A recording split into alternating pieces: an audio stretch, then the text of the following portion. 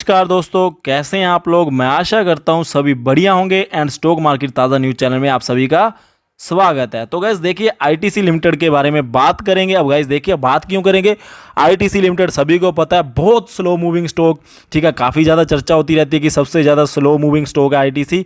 तो अब उसमें तेज़ी चल रही है पिछले 2-3 दिनों से। तो अभी माइंड में बहुत से रिटेल इन्वेस्टर को समझ नहीं लग रहा कि हो क्या रहा, आखिर इसके पीछे क्या चल रहा है। तो उन चीज़ों को समझने की कोशिश करेंगे कि निकलना चाहिए या और पोजीशन बनानी चाहिए। तो सबसे पहले मैं आपको एक बात बता दूं, आईटीसी एक ऐसा शेयर जो 5 साल पहले भी उसी लेवल पे था, जो जिस लेवल पे ये पिछले हफ्ते भी था। बट गाइस देखिए, अब 2-3 सेशन से आपने देखा होगा इसमें काफ़ी बड़ी पॉजिटिविटी देखने को मिल रही है, तेज़ी दिखा रहा है शेयर। तो क्या हमें क्या करना चाहिए उसके बारे में समझने की कोशिश करते हैं। अब गाइस देखिए, आपको ये बात तो पता ही है कि ये 200 एंड 220 की रेंज में काफ़ी देर इसने मतलब कि ट्रेड किया है। अब गाइस देखिए, 200 और 220 की रेंज में से मैंने आपको कई बार स्विंग ट्रेड से इस पर्टिकुलर शेयर में पैसा बनवा के दिया है। अब गाइस देखिए, इसने जैसे 220 की रेंज को तोड़ा था, आपको पता होगा 231-32 के ऊपर इसने क्लोजिंग दी थी ना जब। तो गाइस फिर उस टाइम थोड़ा सा बहुत से लोगों को लगा कि हाँ, अभी इसको देखा जाए कि क्या सच में इस लेवल के ऊपर सस्टेन करता है, 220 या 30 के ऊपर सस्टेन करता है। बट गाइस देखिए, अब आपने कल देखा होगा, कल मार्केट काफ़ी डाउन बंद हुई थी, ये शेयर फिर भी पॉजिटिविटी में ही रहा। आज आपने देखा होगा मार्केट एक टाइम के लिए काफ़ी नीचे थी और उसके बाद मार्केट ने रिकवरी दिखाई, बट ये शेयर पूरा दिन पॉजिटिविटी में ही था। अब गाइस देखिए, साथ ही साथ में एक जो ध्यान रखने वाली बात है ना, वो ये है कि आईटीसी लिमिटेड के बारे में कोई आपको न्यूज़ नहीं देखने को मिली होगी, ना ही आपने कोई अनाउंसमेंट सुनी होगी, बट फिर भी ये शेयर भाग रहा है। अब यहाँ से मैं आपको ना 2 तरीके से काम करने के लिए बोल सकता हूँ। आपने करना क्या है, आपने अगर बहुत से लोग होते हैं जो स्विंग ट्रेड के लिए शेयर मार्केट में आते हैं या फिर शॉर्ट टर्म के लिए आते हैं, और बहुत से लोग ऐसे भी होते हैं जो लॉन्ग टर्म के लिए आते हैं, और पर्टिकुलर आईटीसी में तो बहुत से लोग लॉन्ग टर्म के लिए बने हैं। अब गाइस देखिए, जिन्होंने लॉन्ग टर्म के सपने से इस शेयर को लिया था ना, तो गाइज मैं उनको यही बात बोलना चाहता हूँ, आप सिर्फ यही बात माइंड में रख के चलिए कि आपने 2-4 साल और देने हैं शेयर को, ठीक है। वो तो यही सोच के लिए। अब जिन लोगों ने स्विंग ट्रेड के लिए कहीं 200 या 210 के आसपास लिया था, तो वो लोग 250 के आसपास अगर टच करता है तो वहाँ पे निकलने का सोच सकते हैं, क्योंकि आपने तो लिया ही शॉर्ट टर्म के लिए। तो फिर ऐसे सोचोगे कि हाँ भाई नीचे चला गया और वेट कर लेते हैं, फिर वो एक अलग आपके लिए सही बात नहीं रहेगी, क्योंकि शॉर्ट टर्म वालों को जल्दी पैनिक भी हो जाता है। अगर 250 को लगा के फिर से नीचे आएगा तो फिर लोगों को लगेगा, जिन्होंने भी शॉर्ट टर्म के लिए लिया है स्विंग ट्रेड के लिए, कि भाई मौका खो दिया ऐसा वैसा। और जो लॉन्ग टर्म वाले होते हैं वो तो फिर मैं यही अज्यूम करके चल सकता हूँ कि वो पेशेंस तो रखेंगे ही रखेंगे। अब गाइस देखिए, यहाँ पे एंट्री बनानी चाहिए या नहीं बनानी चाहिए, तो मैं आपको स्ट्रांगली एक बात बोलना चाहता हूँ कि अभी थोड़ा सा वेट करिए कि इस लेवल के ऊपर ये देखिए गाइज, अब इस लेवल के ऊपर ये थोड़ा सा अगर रुकता है ना, तो हम कह सकते हैं कि भाई इसका जो लेवल है एक नया बेस बनाने की कोशिश कर रहा है, और ऊपर 220 की रेंज को तोड़ के ऊपर की रेंज पे जाने की कोशिश कर रहा है।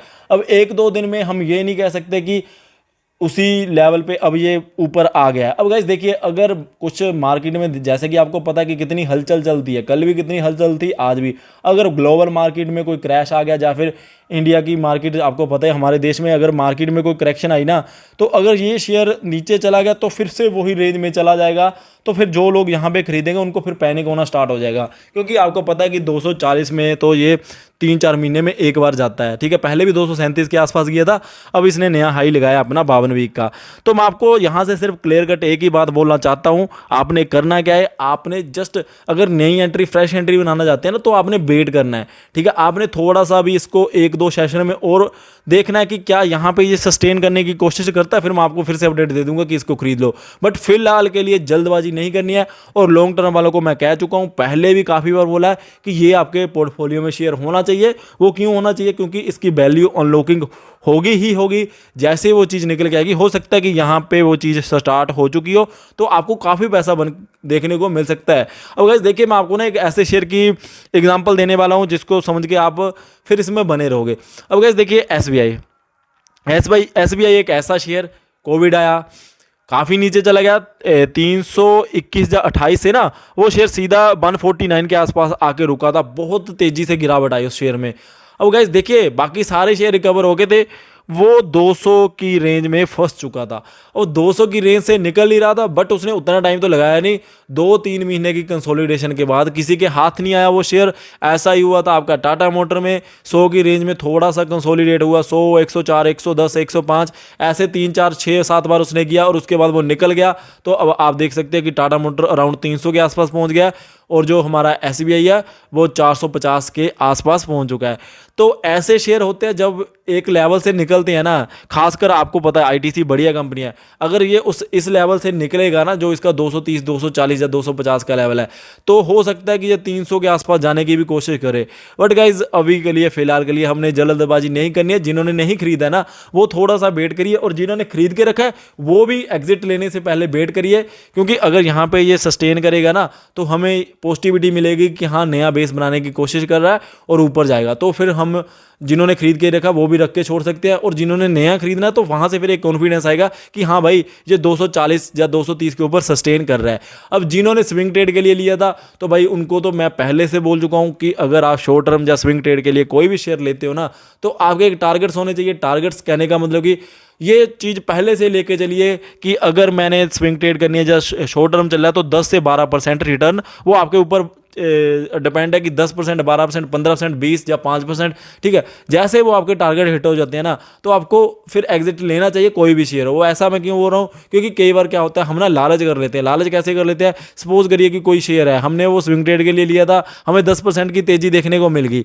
अब हम क्या कर सोचते हैं कि भाई थोड़ा सा और ऊपर जाए फिर निकलेंगे, वो 12% की तेजी होगी, फिर और वेट करते हैं कि ऊपर जाए हम निकलेंगे। फिर क्या होता है दूसरे या तीसरे दिन वो गैप डाउन ओपनिंग दे देता है, फिर हमें लगता है कि नहीं यार 10% के ऊपर ही काटेंगे, अब तो 9% रिटर्न रह गया, तो फिर उसमें डाउन ट्रेंड आना स्टार्ट हो जाता है, तो फिर आपकी कॉस्ट के ऊपर ही आ जाता है और फिर आपको पैनिक होना स्टार्ट हो जाता है। सिमिलरली आपने कैमकॉन में काफ़ी बार देखा होगा, बहुत से लोगों को मैंने स्विंग ट्रेड के लिए दिया था, अपना 3 बार कैमकॉन को मैंने स्विंग ट्रेड के लिए दिया था। सबसे पहले मैंने उसको 438 के ऊपर दिया था, 500 हुआ, मैंने सभी को बोला भाई स्विंग ट्रेड वाले पोजीशन काट लीजिए, लॉन्ग टर्म वाले तो कोई भी शेयर हो लॉन्ग टर्म लेके चलिए। तो गाइस देखिए जिन्होंने नहीं वहां पे पोजीशन काटी ना, ये शेयर 438 से इसने 550 के लेवल भी लगाए थे।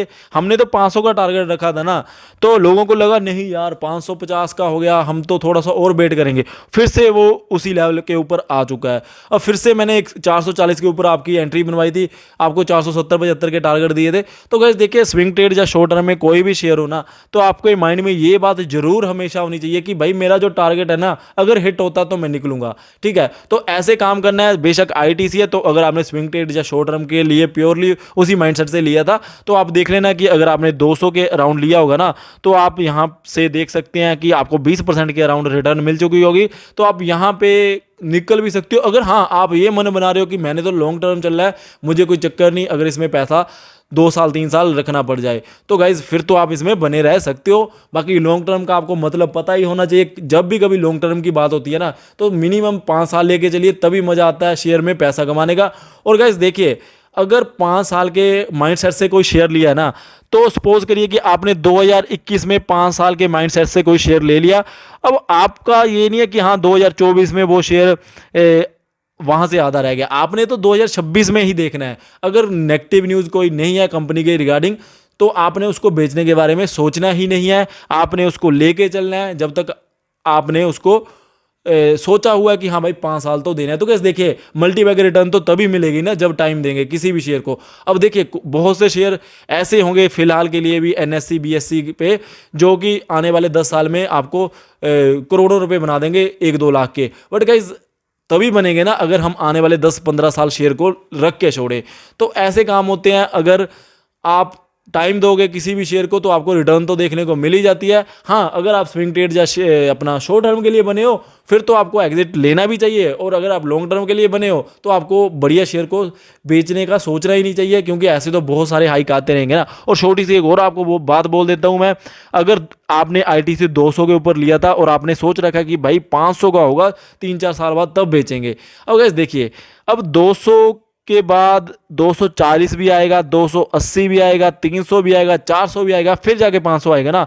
तो 240 के आसपास आपको फिर बेचने का सोचना ही नहीं चाहिए, क्योंकि निकलेगा तो उसी लेवल से है ना, ऐसे सभी अमाउंट्स को टच करके निकलेगा, सभी प्राइस को टच करके। तो हमें लालच आ जाता है, वो लालच को थोड़ा सा दबा के रखना होता है। जो लॉन्ग टर्म वाले हैं उन्होंने, और जो शॉर्ट टर्म वाले हैं उन्होंने एग्जैक्ट जो टारगेट रखे होते हैं वहाँ पे एग्जिट लेना होता है। बाकी नई एंट्री वालों को मैंने बता दिया है, थोड़ा सा वेट करना है कि या क्या यहाँ पे ये सस्टेन करने की कोशिश करता है। अगर सस्टेन करता है ना तो मैं आपको एक थम्स अप दूंगा कि खरीदिए, अदरवाइज अगर यहाँ से नीचे आता है तो थोड़ा सा इंतजार करना है। अब गाइस देखिए मार्केट एक अजीब सा रिएक्ट दे रही है, रिएक्शन हो रहा है मार्केट में, आपको पता होगा कभी ऊपर कभी नीचे चल रही है पिछले 2 सेशन से। तो अभी पहले ये देखिए कि मार्केट का मूड किस ओर हो जाता है, मार्केट का ट्रेंड किस ओर जाता है। अगर आपको कोई मेजर करेक्शन देखने को मिलती है ना, मार्केट 17,000 को टच करने की कोशिश करती है फिर से, तो आपको सभी शेयर्स में करेक्शन देखने को मिलेगी। हो सकता है कि आईटीसी फिर से आपको 220 बूस्ट के अराउंड आता हुआ दिखाई दे, जो कि जरूरी बात नहीं है। अब मैं ये वैसे बोल रहा हूँ कि हो सकता है, तो आप फिर वहाँ पे भी पोजीशन बना सकते हो ना। तो इसलिए आपको थोड़ा सा वेट करना चाहिए अगर फ्रेश एंट्री बनानी है। बाकी लॉन्ग टर्म वाले लेके चलिए, बेचना नहीं है। शॉर्ट टर्म वाले या स्विंग ट्रेड वाले हैं, उन्होंने जो टारगेट रखे हैं वहाँ पे एग्जिट ले लीजिए। So thank you guys for watching, जय हिंद। एंड वीडियो को लाइक कर दीजिए, चैनल को सब्सक्राइब कर दीजिए ऐसे अपडेट्स पाने के लिए। थैंक यू गाइस, जय हिंद।